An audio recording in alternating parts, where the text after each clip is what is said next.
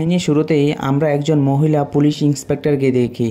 সে বলে যে Seoul metro station হচ্ছে দুনিয়ার মধ্যে সবচেয়ে বড় একটি মেট্রো স্টেশন, তাই এখানে বেশিরভাগই চুরি ডাকাতি হয়ে থাকে। আর এদের ধরার জন্য আমাদের স্পেশাল পুলিশ ফোর্স থাকে। আর এই স্পেশাল পুলিশ ফোর্স 30 বছর ধরে এসবে কামে যুক্ত আছে। আর আজকে তাদের 30 বছর পূর্ণ হবে, তাই আজকে আমরা সবাই মিলে এসব সেলিব্রেশন করব। তারপর মহিলা অফিসারটা সে ভিতরের দিকে যায় মেট্রো স্টেশনের। তখন ভিতরের দিকে যাওয়ার সময় তাদেরকে মিডিয়া ঘিরে নেয়। তখন মিডিয়াকে ও বলতে শুরু করে যে এখনও পর্যন্ত আমার যে এই স্পেশাল ফোর্সটা আছে এখনও পর্যন্ত চোর আর ডাকাত মিলে তারা 50 জনকে ধরেছে। আর আজকে আমাদেরকে এসব লাইভ করে দেখাবে যে তারা কিভাবে চোরকে ধরে। তখন অফিসার কোকে ডাক দেয়, ডাক দিয়ে বলে যে আজকে অফিসার কো আর তার টিম মিলে আমাদেরকে দেখাবে যে তারা কিভাবে চোর আর ডাকাতদেরকে ধরে। তারপরে তারা সবাই মিলে ট্রেনের ভিতরে যায়। তারপর মেট্রো স্টেশনের ভিতরে যাওয়ার পর সেই মহিলা পুলিশ অফিসারটা বলে যে এ হচ্ছে আমার মানিব্যাগটা, আমি মানিব্যাগটা পিছনে পকেটে রেখেছি। এখন কিভাবে চোরে এসে আমার মানিব্যাগটা নেবে আর কিভাবে পুলিশ বাঁচাবে সবাই আপনারা দেখবেন। তখন এখানে তাদেরই টিমের মধ্যে কোয়ের টিমের মধ্যে 2 জন লোক এসে মানিব্যাগটাকে চুরি করার জন্য ধরে। তখন তারা কিভাবে বাঁচায় সেগুলি আমাদেরকে দেখানো হয়। তারপরে যখন ওই 2 জন চোরকে ধরে গ্রেপ্তার করে নেয়, তখন ওই যে মহিলা অফিসারটা আছে সে তার মানিব্যাগটার জন্য সে পকেটে হাত দেয়। তখন পকেটে হাত দিয়ে দেখে যে তার পকেটের মধ্যে সেই মানিব্যাগটা নেই। তারপর যখন ও সবাইকে বলতে শুরু করে যে মানিব্যাগটা নেই, তারপরে সবার পকেট থেকে মানিব্যাগটা চুরি হতে শুরু হয়ে যায়।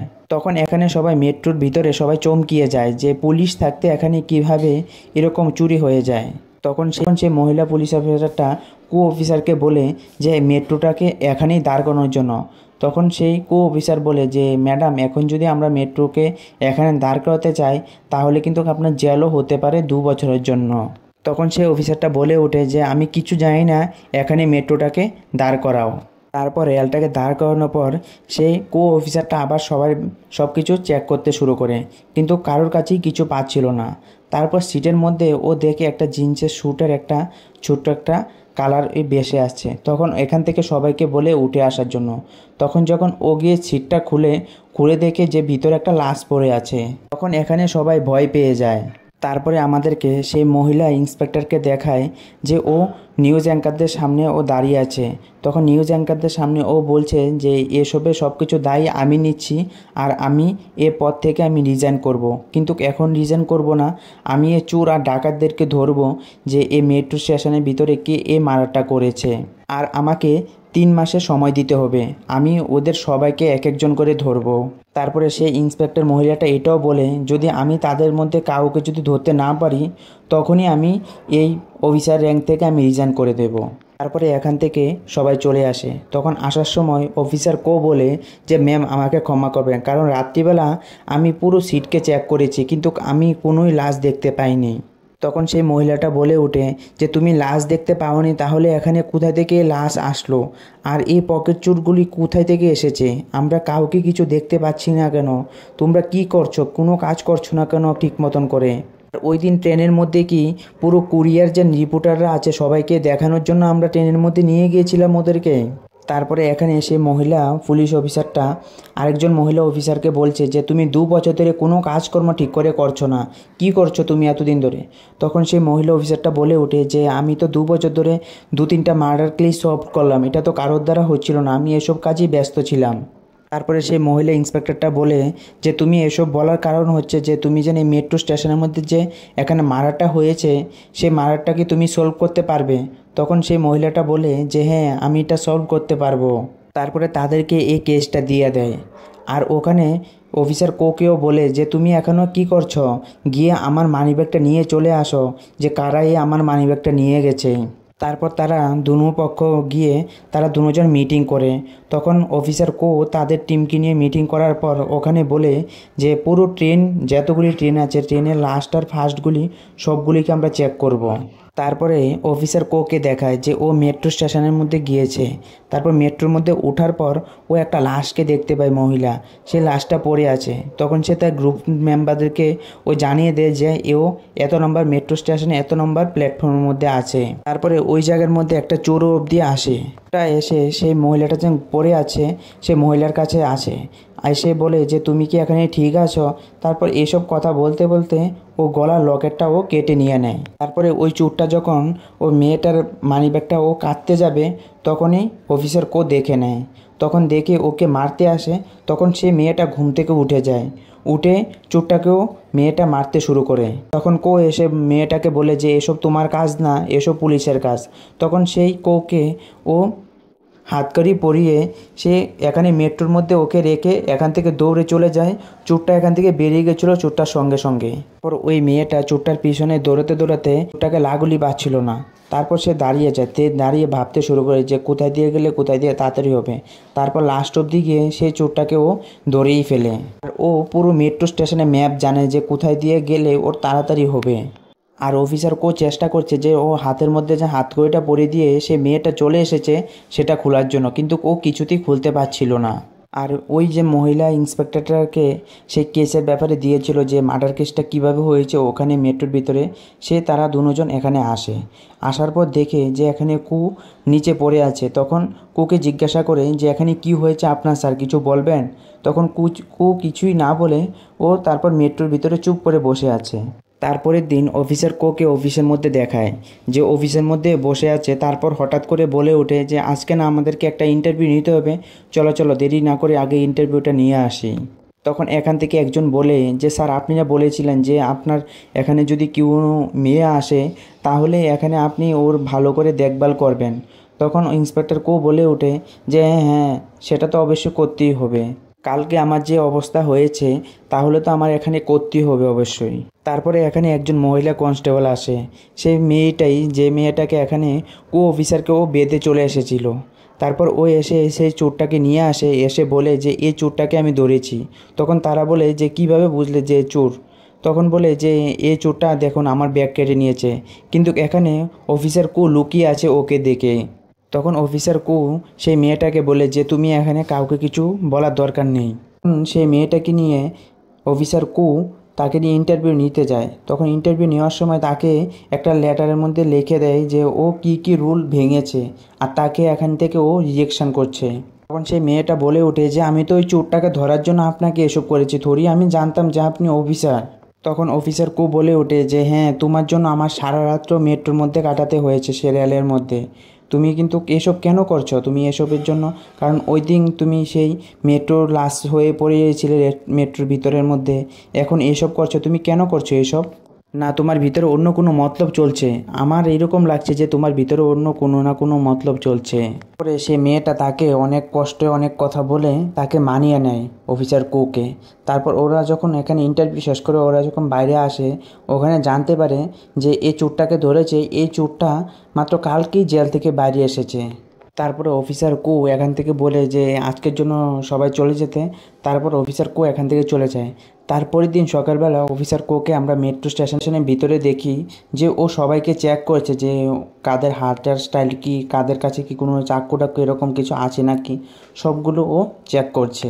তারপরে ও দেখতে দেখতে সে মেয়েটা আসছিল যে হাবিলদার মেয়েটা, আর তার পিছনে একজন লোক আসছে। তার লোকের মধ্যে সে লোকটার বুকের মধ্যে একটা কলম আছে, কলমটার মধ্যে ক্যামেরা লাগানো। তখন অফিসার কু এসব দেখে ওর পিছন দিয়ে আবার আসতে শুরু করে। তারপর অফিসার কু যখন পিছন দিয়ে আসছিল তখন সেই লোকটা আবার ওখান থেকে তাড়াতাড়ি চলে আসে, এসে বাইরে হাঁটছিল। তখন অফিসার কু ওর সামনে দাঁড়িয়ে এসে বলে যে আমি একজন পুলিশ অফিসার আর তোমার জুতা খুলো। তখন সেই লোকটার জুতোর মধ্যে একটা ক্যামেরা আর মাইক্রোফোন পায়। তখন অফিসার কু বলে যে আজকে তোমাকে এখানে গ্রেপ্তার করা হলো, তুমি খারাপ ভিডিও বানানোর জন্য এখানে কাজ কারবার চালাচ্ছ। তখন সেই লোকটা বলে যে আপনার কাছে কোনো এরকম প্রুফ নেই। তখন অফিসার কু বলে ওঠে যে দাঁড়াও তোমাকে প্রুফ দিচ্ছি যে কী প্রুফ তোমার লাগবে। কিন্তু তখন ওর মোবাইলের মধ্যে লাগিয়ে দেখে সেই মেমোরি কার্ডটা কোনো রকমই কাজ করছে না। তারপরে এইসব কথা বলে সেই লোকটা এখান থেকে চলে আসে। তারপরে আমরা দেখি যে সেই লোকটা একটা ডিপ ফেক ভিডিও বানিয়ে মানুষকে বিক্রি করে। তখন সেই যে হাবিলদার মহিলাটার ভিডিও করেছিল সেই ভিডিওটা ওরা দুজন দেখে আর এখানে বসে ওরা খারাপ ভিডিও বানাতে শুরু করে। তারপরে এখানে আমরা দেখতে পারি যে এখানে একজন পুলিশ, একজন মহিলা নতুন পুলিশ চাকরি পেয়েছে সেই মহিলাটা আর অন্য একজন মহিলার ছবি অবধি আছে। এখানে সবাইকে পাঠাতে শুরু করে যে কে কোন মেয়েটা কার লাগবে সেটা বলার জন্য আর কিছু টাকা দরকার। তারপরে আমরা দেখি যে অফিসার যে মহিলা একজন অফিসার ছিল যে হাবিলদারটাকে কল করে, তখন কল করে বলে যে ওর অফিসে তাড়াতাড়ি আসার জন্য। তখন অফিসে আসার পর ওকে বলে যে এরকম তোমার ফেক ভিডিও বানানো হয়েছে, খারাপ ভিডিও, সে ভিডিও আপলোড করে দিয়েছে এখন পুরো নেটের মধ্যে। এখন যদি সবাই দেখে আর সবাই যদি জানতে পারে আর তুমি যে একজন পুলিশ অফিসার তাহলে কি হবে। তারপরে ওখানে সে মেয়েটা চেক করতে শুরু করে যে ওর ভিডিও আর কার কার ভিডিও আছে কিনা। তখন চেক করে দেখে যে আরেকজনের একটা মেয়েরও এখানে ভিডিও দেওয়া আছে আর ভিডিওটা নিচে পুরো শেয়ার দেওয়া আছে যে ওদের ঠিকানা, ওদের সঙ্গে কোথায় গিয়ে দেখা করতে পারবে, সে মেয়েটাকে কোথায় পাবে, পুরো এখানে ঠিকানা দেওয়া আছে। তারপর তারা দুজন মিলে সেই ঠিকানার মধ্যে পৌঁছায়। কিন্তু ওখানে যাওয়ার পর ওরা জানতে পারে যে এখানে যে দুজন লোক ছিল ওরা এখান থেকে চলে গেছে। তারপরে আবার এখান থেকে বেরিয়ে সেই দুজন যে এসেছিল দুজনে পিছা করতে শুরু করে, কিন্তু তাদের দুজনের পিছা করতে করতে ওরা আর লাগল পায়নি, সেই দুজন এখান থেকে চলে গেছে। তারপরে ওই দুজন ক্রিমিনাল ওরা গাড়ি দিয়ে চলাতে চলাতে বলছে যে আরেকজন মেয়ে আছে, একজন তো পুলিশ অফিসার, অন্য আরেকজন মেয়ে আছে। তখন ভিড়ের মধ্যে সেই মেয়েটাকে ও ঘুমের ওষুধ ইঞ্জেকশন দিয়ে দেবে, তখন ওকে গিয়ে এখান থেকে নিয়ে আসার জন্য। তখন আরেকজন লোক আছে সে বলে যে তুমি কি পারবে, কারণ এখানে আরও অনেক লোক থাকবে, সিকিউরিটি এখন হতে পারে বাড়িয়েও দিতে পারে। তখন বলে যে তুমি এসব নিয়ে চিন্তা করার দরকার নেই, তুমি শুধু ওর কাছেই থাকবে, তারপর ওর যখন বেহুশ এরকম হবে তখন ওকে গাড়ির মধ্যে করে আমরা নিয়ে চলে আসব। মানে এখানে সবাই ওরা মেয়ে পাচার করছে। তারপরে আমরা সেই মেয়েটাকে দেখি যে ওকে ব্ল্যাকমেল করার জন্য ওকে এসএমএস করতে শুরু করে যে এসব ব্যাপারে যদি তুমি কাউকে কিছু বলেছো তাহলে এখানে যেন আমাদের কাছে ভিডিওটা আছে তাহলে আমি লিক করে দেবো। সেই মেয়েটা তার ঘরের মধ্যে বসে কান্না করতে শুরু করে আর ওখানে অফিসার তার টিমকে নিয়ে ও মিটিং করতে শুরু করে যে মেয়েটাকে কিভাবে বাঁচানোর জন্য, কারণ ওরা কথা দিয়েছে যে কালকে ওই মেয়েটাকে পাচার করে দেবে। তখন তাদের মধ্যে একজন বলে যে এখানে দেখেন আমাদের দুটো বড় স্টেশন আছে, সেই দুটো স্টেশনের মধ্যে আমাদেরকে থাকতে হবে, কারণ আমরা জানতে পারবো না যে সে মেয়েটা কোথায় দিয়ে কোন মেট্রো স্টেশন দিয়ে ও চলাফেরা করে। তখন অফিসার বলে যে এসব জানার জন্য তো তাহলে আমাদেরকে সিসি ক্যামেরা চেক করতে হবে, কিন্তু সিসি ক্যামেরা তো আমরা অফিসারের কোনো কনফার্ম ছাড়া আমরা সিসি ক্যামেরা চেক করতে পারবো না। তখন সেই মেয়েটা একটা চাকু নিয়ে সেই সিসি ক্যামেরার যে রুমের মধ্যে সে সিকিউরিটি গার্ড থাকে তাকে ধরার জন্য ও চলে যায়। তখন তার পিছে পিছে যায়, তারপর তাদের পুরো অফিসার চলে যায়। তারপর ওখানে গিয়ে চেক করার পর ওরা জানতে পারে যে মেয়েটা ও কোন মেট্রো স্টেশন থেকে উঠে আর কত নাম্বার প্ল্যাটফর্ম থেকে উঠে। তখন অফিসার বলতে শুরু করে যে তোমরা এখানে চেক করো যে কোথায় কি হচ্ছে, আমি মেট্রো স্টেশনের মধ্যে যাচ্ছি। তখন মেট্রো স্টেশনে যাওয়ার পর আমরা দেখি যে সেই মেয়েটাকে ইঞ্জেকশন দিয়ে দিয়েছে সেই লোকটা, আর সেই মেয়েটা চোখে কিছু দেখতে পাচ্ছিল না, ওর চোখ শুধু ঘুলায় ও দেখছিল। ওই মেট্রো স্টেশনের মধ্যে অফিসার আর হাবিলদার হংচংয়ে চলে আসে যে মেয়েটা। তখন আসার পর সেই মেয়েটা দেখে যে গাড়িটা লড়ছে, গাড়িটার ভিতরে কিছু আছে। তখন সে চেক করতে চায়, চেক করতে গিয়ে দেখে যে সেই লোকটা ওই গাড়িটার ভিতরে লুকিয়ে আছে, ওই মেয়েটাকে কিডন্যাপ করে এখান থেকে নিয়ে যাচ্ছে।